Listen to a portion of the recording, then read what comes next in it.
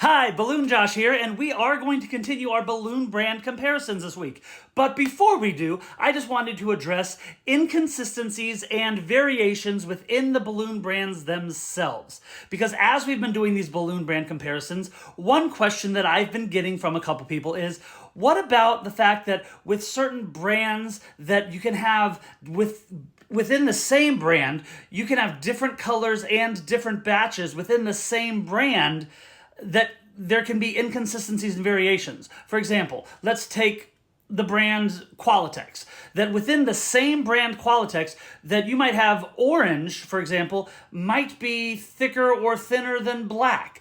Or orange might be longer or skinnier than white. Or even within orange Qualatex, right? That this batch of orange Qualatex made on this day might be thicker or thinner than this batch of Qualatex made a month later, right? And yes, that is possible that the way that the latex balloons are made, that certain batches may be thicker or thinner than other batches, right? Or that certain batches may be slightly longer, slightly shorter than other batches. Or that certain colors, because of the way that the pigment is made and the dye is added, that yes, we have noticed as twisters, right, that certain colors do seem to be a little bit more durable than other colors, right? As twisters, we all know this, that there are certain colors in every single brand, right? There are certain colors that are just more prone to popping than other colors, right? And we all know what those colors are, right? Certain colors tend to pop easier. Certain colors seem to be a little bit more durable. Certain colors seem to be thicker for whatever reason. Certain colors seem to be a little bit thinner. Certain colors sometimes seem to be a little bit longer, a little bit shorter. There are certain inconsistencies and variations that do arise. However, my personal experience, and again, I can't speak for everybody else, I can only speak for me.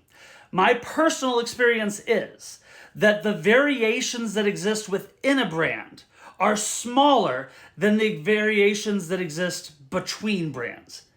And what I mean by that is that, yes, like for instance, within the brand Sempertex, right?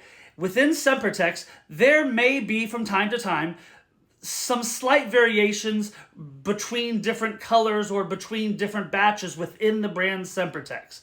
But those small variations from batch to batch or from color to color are going to be so minuscule and so minute compared to the differences between Sempertex and other brands. Or like Qualatex, the differences you're going to see from like a Qualatex black balloon to a Qualatex orange balloon. That's going to be a much smaller difference than the difference between a Qualatex and a Sempertex, or between a Qualatex and a Tuftex, right? So yes, while there are going to be slight differences within the brands themselves from batch to batch, or maybe between color to color within the same brand, I'm not going to be testing each color within each brand because that would take forever.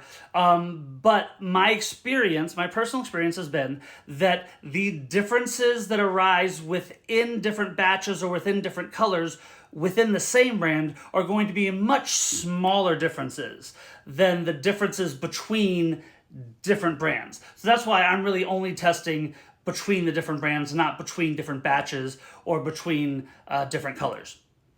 Also, other people have asked, what about, are you testing multiple different bags, right? How do we know that it's, not just that one batch or that one bag that is testing that way? Like, how do we know you didn't get like a bad bag, right? I will say that all of the balloons that I'm using, I've been twisting for 33 years. I've used Qualatex for years. I've used Sempertex for years. I've used Gemar for years. Some of these other ones I'm relatively new to, but I've used Calisan for quite some time. The ones I've used Clownatex for quite some time. The ones I'm newest to, I've used Tilco. I've been exposed to that for about a year. The ones I'm newest to are Tuftex and Deletex, but even those I've had the opportunity to use those at several events over the past couple months. So all of the brands that we're doing in this balloon brand comparison, I've had the opportunity to use them at events. So I'm not just like randomly grabbing some out of a bag and just like, let's try one balloon and let's just test it. So while I am just testing some balloons for you, and I'm just showing you like one balloon for a video, because it's faster that way.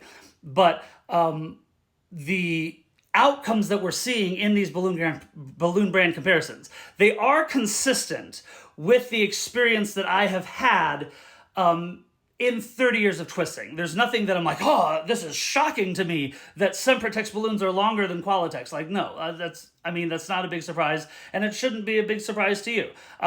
So I will say, so, I mean, the things that that we're seeing with this balloon brand comparison, it's more just like talking about it. It's not really any big shockers here. It's more just that the reason I'm doing this balloon brand comparison is just because I've never seen anyone do it, to be honest. I've never seen anyone say, hey, let's take these 10 brands and let's talk about all of them together.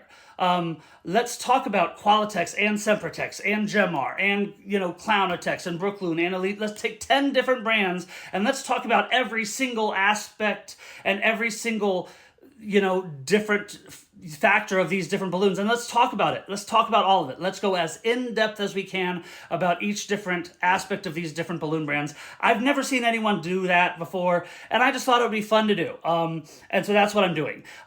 So yeah, while I may not be showing you all of the behind-the-scenes stuff, I have been doing this for a long time. I have been using these balloons and several of these brands I've been using for a very long time. And so I do have a lot of experience using these balloons at events. And so, yeah, so the things that I'm seeing in our balloon brand comparisons, they line up. The things that I'm seeing when we're comparing the length, the width, the thickness of the latex. When we start getting into this week, we're going to be talking about how easily they pop. Yeah, all of the things we're talking about when we compare the different balloon brands, they're lining up pretty spot on with what I see in the real world when I use these different brands at balloon events. So again, I hope that helps answer some of the questions I've been getting in the comments of these videos. And again, I just hope you're having fun, enjoying the process with me, enjoying the journey. Again, I'm a balloon nerd. I love being a twister. I love balloons. I love our amazing, wonderful balloon community. And I just love being able to give back to this amazing balloon community every chance I get. I love every twister I've ever had the opportunity of meeting. And I hope I get a chance to meet more of you out there. But yeah, so I hope that you are enjoying this series, this balloon brand comparison. And if there is anything specific that you would like me to compare, again, I have a long list of things that I plan on continuing to analyze as I continue my balloon brand comparison. But if there is something specific that you're like, hey, Balloon Josh, can you compare this specific aspect of the different balloons in your balloon brand comparison? Let me know in the comments and I will try and make sure I include it. Thank you.